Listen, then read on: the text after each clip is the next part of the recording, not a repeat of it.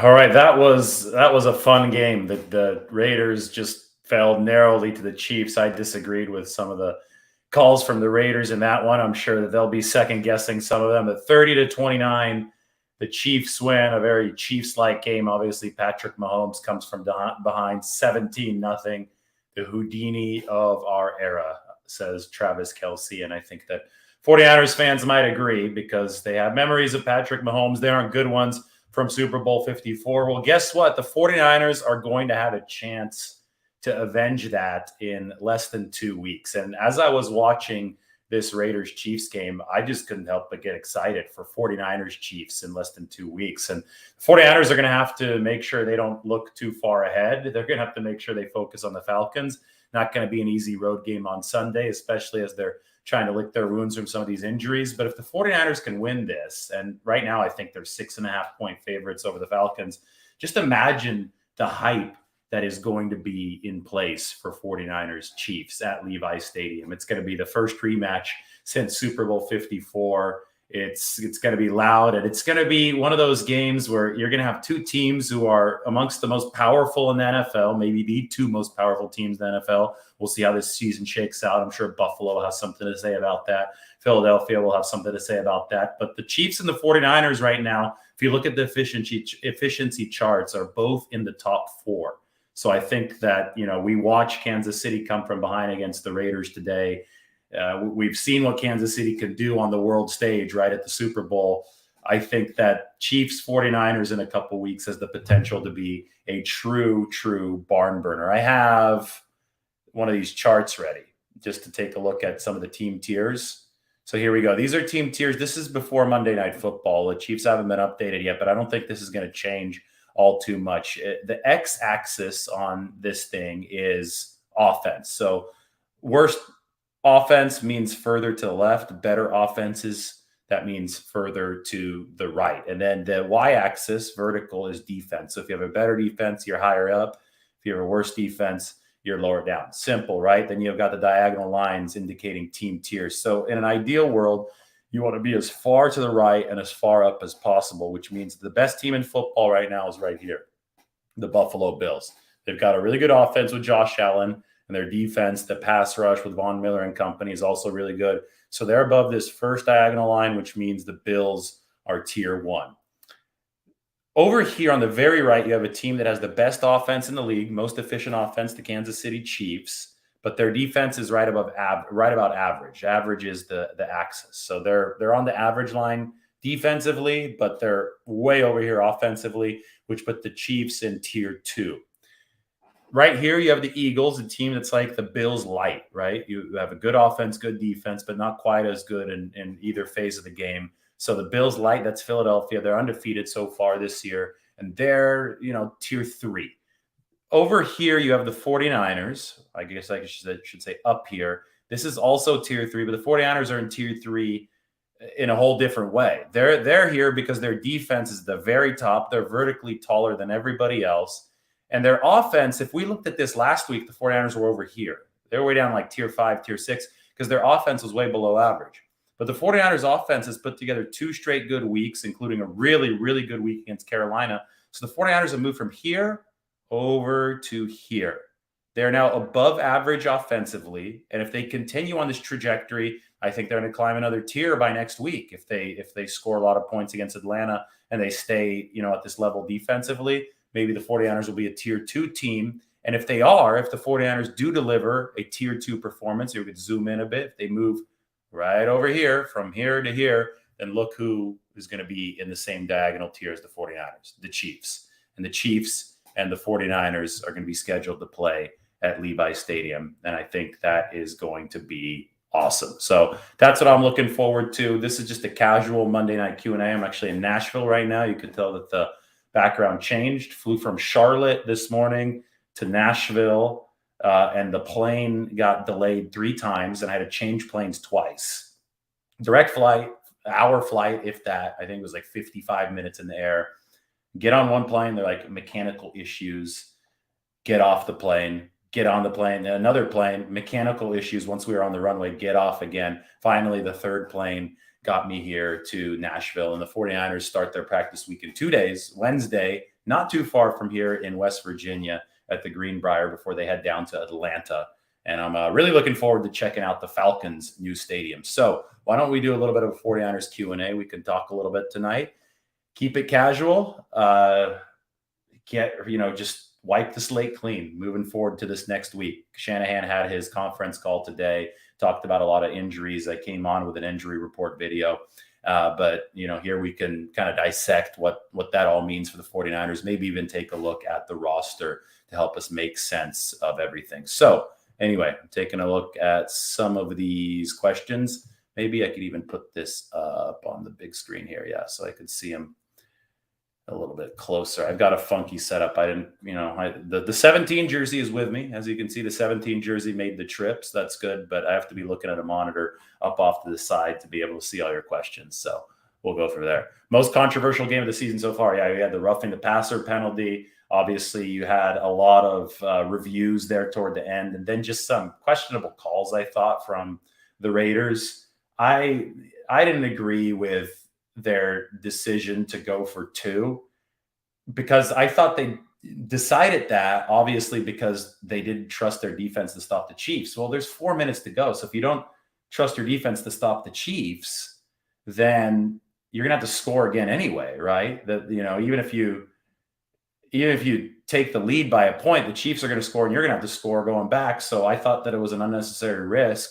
And, then if your defense does stop Kansas City and you don't make that 2-point conversion, then you're playing like the Raiders had to play. You're playing a desperate come from behind game instead of a tie game where you're in the driver's seat and you just kick the field goal there at the end to win the game. Anyway, that could be debated back and forth because I know that the Chiefs had the backup kicker in and they were struggling in that regard. So I think Ahmed Fareed tweeted back at me explaining that the analytic logic from that comes from the fact that the Raiders were counting on Kansas City's kicker to probably struggle. They never got that chance at the field goal, but this was controversial from an officiating perspective and from a decision perspective from both teams, the Raiders and the Chiefs.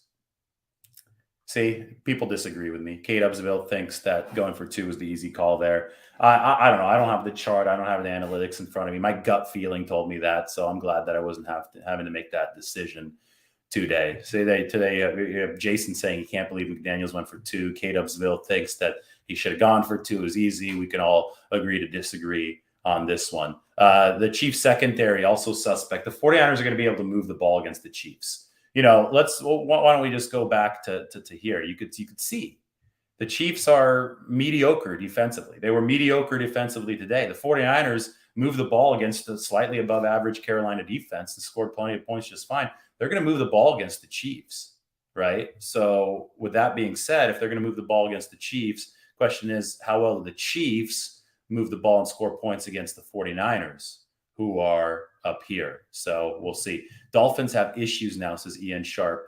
Yeah, well, you look down here, the Dolphins have slid. Dolphins aren't playing defense. They're way down here on the defensive scale. And right here, I could circle the Dolphins. Dolphins are way down here on the defensive scale.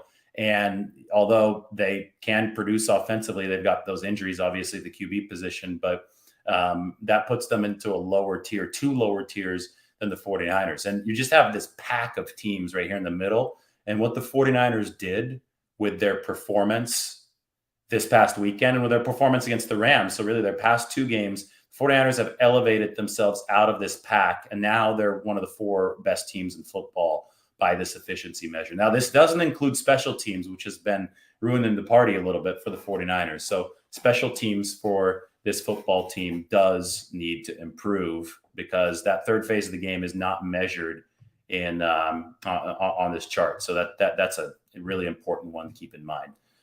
Okay. Let's see. Probably some more questions here for you guys. Am I a fan of country music? Yeah, I like country music. I guess you're asking because of Nashville, right? Which 49er can neutralize Travis Kelce? It's going to have to be a team effort because you're going to have to get Jimmy. It would be nice to have Jimmy Ward for that game, even if he had a club on his hand, because I think Jimmy Ward would help. I thought that they did a decent job in the Super Bowl against Kelce. He did score that touchdown, or he got the pass interference against Tarvarius Moore. I mean, the Chiefs they're loaded. Mahomes is special. That's why it's going to be an epic matchup. I think even with this really highly rated 49ers defense, you're going to see points because the 49ers are going to be able to score against that Chiefs defense. So it'll be similar to the Super Bowl matchup, the same kind of pairing, right? But I think that the 49ers could have easily won that Super Bowl if a couple things break their way. That was a really, really competitive game. So can't wait to see this matchup in a couple weeks. But first, we have to see 49ers against the Falcons. Are the 49ers going to sign more defensive linemen because of the injuries they're having now? Yes. They worked out some guys. Let me pop this open. I have the list for you guys right here. I'll read it. As far as tryouts, 49ers hosted a tryout that included Sheldon Day, who used to play for them. Sheldon Day played in the Super Bowl against the Chiefs. Kevin Atkins, who was with this team in the offseason. They cut him at cut down day. That's a Fresno State defensive tackle. T.Y. McGill, defensive tackle. And then they also, Austin Edwards, a defensive end. So 4 defensive linemen worked out for the 49ers today. And they also worked out a couple offensive tackles, Kendall Lamb and Rashad Hill, because the tackle play has been a little shady for the 49ers. You know, I should pop this open on the screen. I wrote a big piece today. So let's find this one right now for you guys. I haven't had a chance to really promote this because I just did my live a little bit earlier today from outside on the phone. So this is the breakdown of the game against Carolina for the 49ers. And here we go. Right there. This is snap counts for every single position. I talk about where the 49ers are on the offensive line, defensive line, linebacker, running back, everywhere. I'm going to copy and paste and put this into the chat section. So go ahead and subscribe to Athletic. Check it out. The 49ers will work out kickers tomorrow to answer this question down here. But this piece right here, I go through everything, right? So this is going to be, again, snap counts for all the positions. You're going to have our podcast embedded. We're going to talk about Charvarius Ward being the highest graded 49er. And then you could obviously always hit awesome when you get down there. You know, I get a little bonus. I don't think I actually do, but it's cool to hit the awesome button when you see one of my articles up on the Athletic. So you can check it out. We've got all the breakdowns of that game in every single position group against the Carolina Panthers. Is James Collins asks, is Verrett going to be ready for the Falcons, or will Womack get the start? You know, I think that it sounds like Jason Verrett won't be ready. It sounds like the 49ers want to slow play him. To me, this has got get him ready for the Chiefs written all over it. And the 49ers against the Falcons can audition some of those younger guys in at that cornerback position, right? Because they got plenty of names at that cornerback position. You got Ambry Thomas, you have Diamador Lenore, you have Samuel Womack. And then, you know, if you just need to go to a more trusted veteran, maybe a lower ceiling but a higher floor, you have Dante Johnson. So it's no rush with Jason Verrett. I think that, you know, the Chiefs, that's the game that the 49ers have circled on the calendar for where they'd like to have their best big-time defensive back available. And Kyle Shanahan called Verrett a big-time defensive back today. The Panthers do have a good defense, and the 49ers did move the ball against them. I don't know who the best available kicker is. I don't know. I don't keep up on, you know, what kickers are staying in shape and stuff like that. So it all comes down to that. That's what the tryout tomorrow is going to determine. All right, guys. Am I worried about the 49ers defense right now with injuries, or do you think the Niners still have depth on defense to still win games? Yeah, I mean, against bad teams, the 49ers can win with a single phase of the game. Against a team like Kansas City, you're going to have to play complementary ball. Against almost anybody in the NFL, you got to have some semblance of complementary ball. If you only have one phase of the game, it could get ugly unless you completely shut them out, right? 49ers defense is a slightly worse. You know, maybe they'll come down on the graph that I put up on the screen. But you have to have both. The 49ers are built around having both. And the good news is that even with the defense languishing maybe a little bit with these injuries, the 49ers offense has surged. And you saw that, right? When you go back to here, you saw where the 49ers offense is. They've moved to the right. They used to be a upper left quadrant team. The 49ers used to be up in this area, and that was good defense, bad offense. Now they are decent offense, good defense, or great defense, I should say. And if they could keep on improving offensively and pair a good defense with an awesome defense, they'll be in this tier right here with Kansas City. And, Buffalo could regress a little bit and then everybody would be in the top tier. And that's basically what we saw in 2019 when the 49ers and the Chiefs met up in the Super Bowl. So go ahead and check that piece out here. Little plug. Subscribe to The Athletic. This is the kind of good stuff that you'll get if you subscribe to The Athletic. A well-rounded effort did the job at Carolina. And then, of course, you can check out yesterday's piece, which I've already talked about, but I broke down in detail all 7 of the 49ers third down conversions against Carolina because they were awesome on third down. Garoppolo was awesome on third down. 7 out of 12 on third down, 58%. If the 49ers go 58% moving forward, they're going to be winning a lot of games. Somebody just said Janikowski has a job. Oh, boy. I don't know about that. Click on this link. It's in the chat section. That's how you get to this article about the 49ers third downs. All right, quick show today. Just wanted to say hi after that Monday Night Football game. It was fun to watch, Raiders and the Chiefs. I can't wait for 49ers-Chiefs in a couple weeks. Everybody check out the articles in the comment section, and I'm going to come at you with a lot of content tomorrow. So buckle up.